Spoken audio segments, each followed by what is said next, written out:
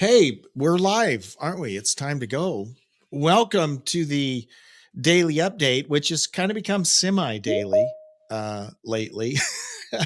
Hey, you know, when you're a busy radio executive, it's tough to keep all the balls in the air to juggle and I mean it's tough. It's tough. But we're here today and my first update actually is about classic guitar rock radio. Have you had a chance to check it out? 24/7 you can hear the great guitar driven rock of the 60s, 70s, and 80s. And what can I say? It's awesome. Still under construction. So we're still tweaking the playlist. I'm still adding new music, adding new features. You'll notice that some of the like the sweepers, the stuff mentions the podcast because I had a lot of that stuff produced. Those will slowly but surely be replaced with accurate imaging that sounds like a radio station instead of a podcast. So be patient, but at the same time, keep listening. And I've been pleasantly surprised. People have been tuning in. So if you're one of those folks, thank you so much. If you haven't, please check it out on X. There are all kinds of links I've posted several times that you can go in and access it. The next item on the agenda is we'll actually have you can just go to classicguitarrock.com. There'll be a landing page that you can actually just hit the player right from there. So that'll kind of be the central uh, jumping off point to listen to either the radio station or the podcast. It's a multimedia empire. I mean, we're just taking over the world, one great tune at a time, and you can be part of the excitement. I'm super excited about it, and it's super fun, and I'm wasting tons of time. Other than that, everything is wonderful. So hopefully you'll check out the radio station, and we've got some things planned that will be exciting. So just keep your eyes and ears peeled for that, and I'll for sure let you know. The theme for today's update, by the way, is touring. It's concert season. It's official. Concert season is underway, and many great bands are out and about. And this first one I want to talk about, it snuck right by me. And actually a friend of mine shot me an instant message over the weekend and said, "Hey, have you heard the new Black Crowes album?" And I was like, Obi-Wan Kenobi. I said, "The Black Crowes. Now that's a name I've not heard since." Oh, I guess that was Darth Vader who said that. Obi-Wan Kenobi, that's a name I've not heard since. Well, that's kind of what it was like, right? Because I'm like, Black Crowes, their first album was awesome. Their first two albums were really good. And they continued to do some good music, but they just got weird. They got weird. And sometimes when bands get weird and it becomes more about the image and they grow tiresome. And so I was kind of at that point with Black Crowes. But you know what? I checked out the new album. The new album is called Happiness Bastards. And it's a really good album. I was pleasantly surprised and I liked it. Very bluesy. You on the one hand, you hear something that kind of reminds you of the Stones, maybe a little Aerosmithian, maybe at times even some AC/DC in there, but mostly I hear the bluesy Stones-ish Aerosmith. I like it. I'm digging it. And I want to listen to it some more. Well, what am I heading toward here? I'm heading toward here that they finally kicked off their tour, the Happiness Bastards tour. Opening night was last night at the Grand Ole Opry of all places. And they covered a lot. I mean, they were doing stuff from their first album. They, of course, did She Talks to Angels. I mean, they ran through their whole gamut. The Southern Harmony and Musical Companion, they did stuff from that album. And that's when they were really getting weird. I mean, to be honest, kind of getting weird by that point. But you know what? The new album's really good. And I think, based on what my friends said, they were on the Stern show and they've grown up a lot. I think they've grown up because they were kind of punks I don't know. I was never really big fans of them. I like their music, but they just kind of always kind of rubbed me the wrong way. But, I think we all grow up and we get a little more mature and not so annoying. And I think maybe that's what has happened with Black Crow. So I'm excited about that. I like the new album, and it'll be interesting to see what plays out. Foreigner.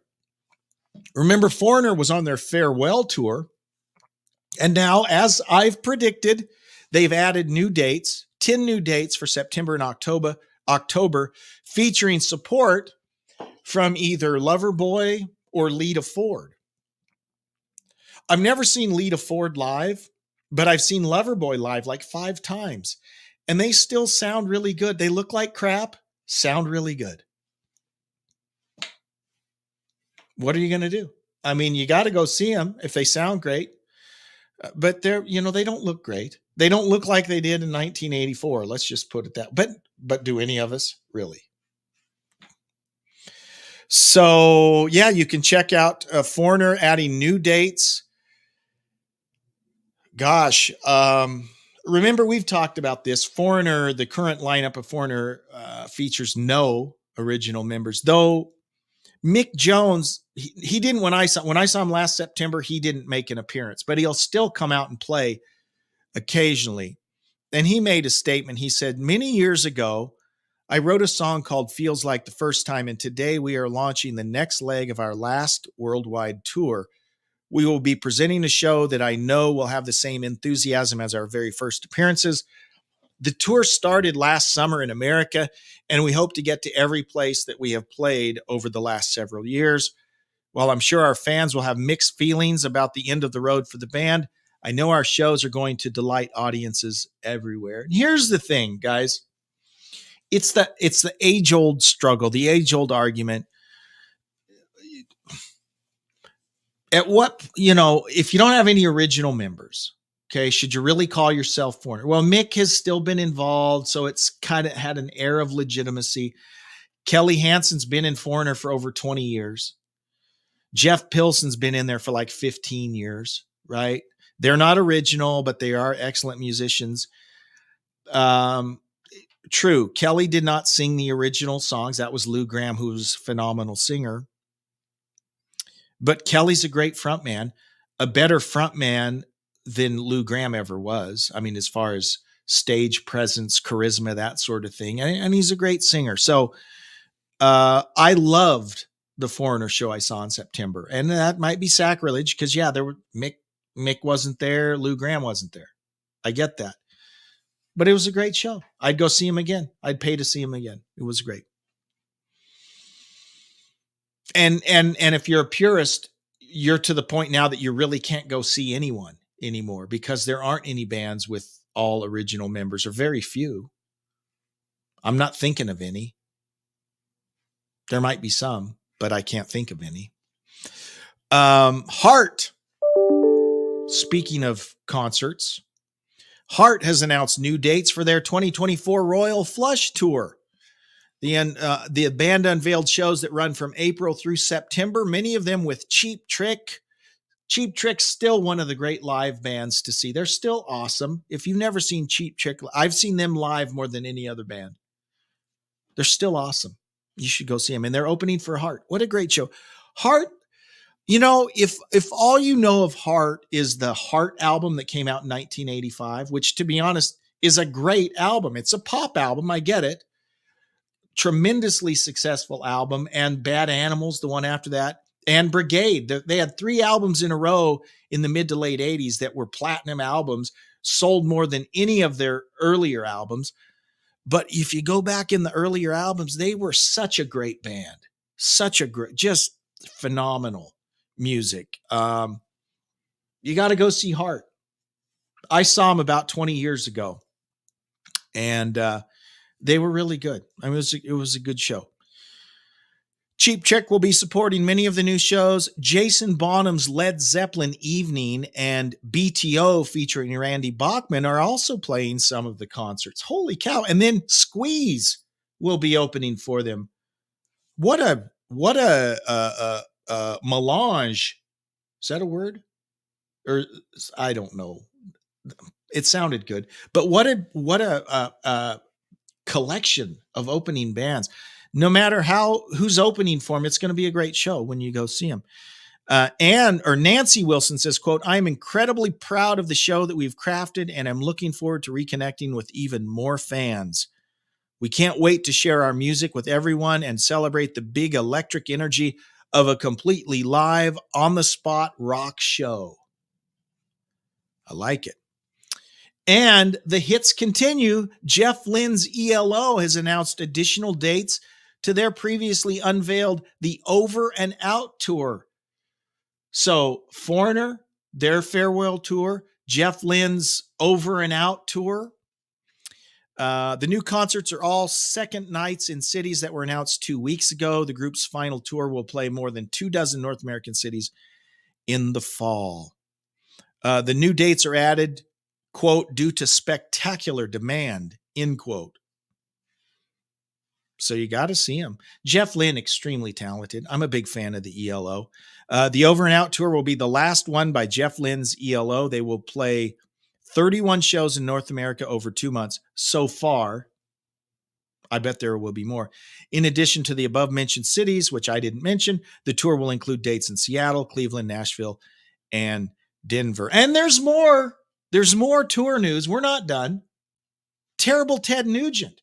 Remember last year he had his Adios Mofo 23 farewell tour, but he's doing more shows. The difference is this is not a tour.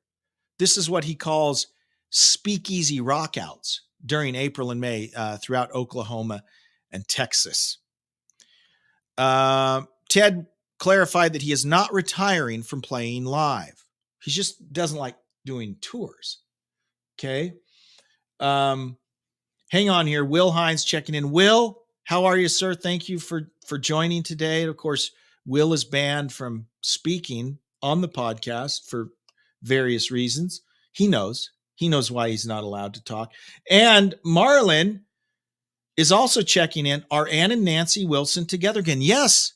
This tour, I meant to say that. This tour is their first time touring together in several years. There was like some family drama. I don't know if maybe we can dig into this at some point. There was like some weird family drama that they had they weren't playing together. And I don't know all the details, but it was weird. But now they're back together. And so that's great. So back to Ted.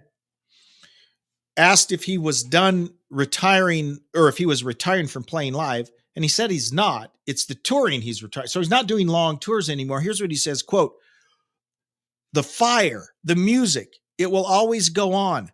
I play my guitar every day and I get to collaborate with the best musicians in the world. So it's always a challenge. It's always intriguing. It's always stimulating. I'm an old man. I'm 75 this year, but the stimuli factor. I hope that somebody else in this world is as stimulated by the music as I am because it's still very much alive and well," end quote. So no, he's not done playing live. He's just done doing the long tours. He'll do these speakeasy rockouts periodically. So these dates are all in Oklahoma and Texas. So if you're in Oklahoma and Texas, Will, he's down in your neck of the woods. So you could easily go see the 10 Fingers of Doom at a concert venue near you. Over the weekend, vocalist, bassist Glenn Hughes. Do we love the Glenn Hughes? We have an episode of the podcast dedicated to Glenn Hughes. Have you heard that? Maybe the hardest working man in show business. He is at any given time, he's like the Doug Aldrich of bass players. I mean, at any given time, Glenn and Doug are in 5 different bands. Okay. Same with Joel Hoekstra and Jeff Pilson and George Lynch. There's like this orbit of like 6 players that are all in like 6 bands at the same time, probably playing together. I know Glenn Hughes and Doug Aldrich were playing together for a while in the Dead Daisies. Well, now Glenn Hughes he's playing with someone right now. I don't even know who's playing with right now. Oh, Black Country Communion's back together. I think they've been doing some stuff. Well, Glenn Hughes, of course, originally in the band Trapeze, with Dave Holland. Dave Holland, who, of course, went on to fame and fortune and misfortune with Judas Priest later, but he was in a band with Glenn Hughes, Trapeze.